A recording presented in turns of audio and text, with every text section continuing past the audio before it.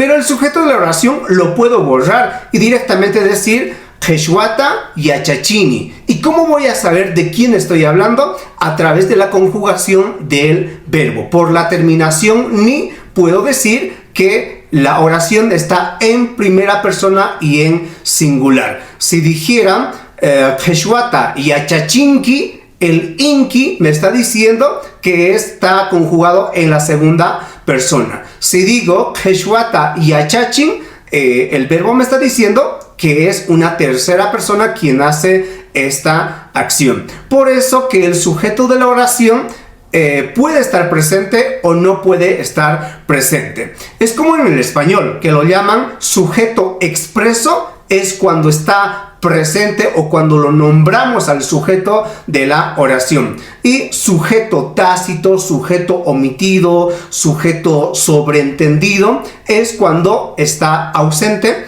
dentro de la oración. Bien, ahora enfoquémonos en la parte del medio donde están los diferentes complementos o también llamados como objetos. Yo lo voy a llamar como complementos porque en realidad hay 5